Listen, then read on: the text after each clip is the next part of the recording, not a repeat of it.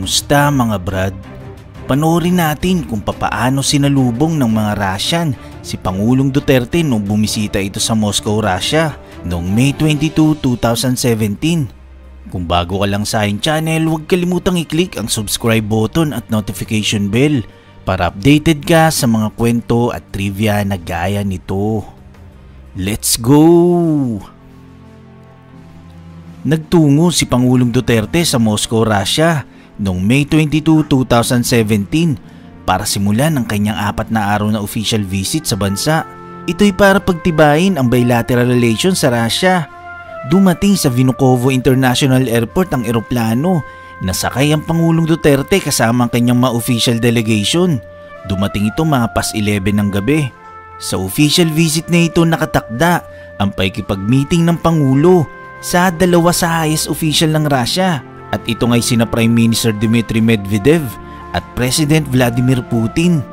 Ngayon, panoorin natin kung papaanong sinalubong ang kanyang pagdating at binigyan ng red carpet welcome si Pangulong Duterte kumpleto with military honors sa kanyang pagdating sa International Airport ng Moscow, Russia. Nakasabay ang pagtugtog ng lupang hinirang ng Russian military band.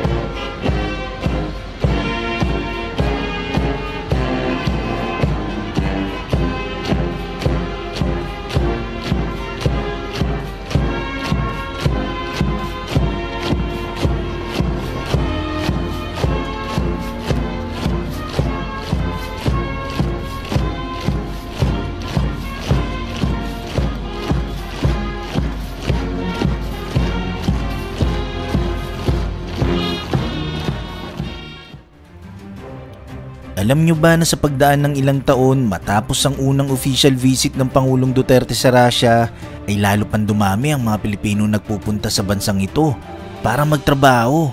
Ito'y ayon sa Philippine Ambassador to Russia na si Carlos Soreta. Katunayan, nakarang taon lang nagpakita ng interes ang Russia na gustong pumasok sa bilateral labor agreement para sa pag-deploy ng mga manggagawang Pilipino sa kanilang bansa. Ang kagandahan kasi kapag naisulong ang bilateral labor agreement sa pagitan ng Pilipinas at Russia, magkakaroon na ng legal status ang mga Pinoy na gustong magtrabaho sa Russia.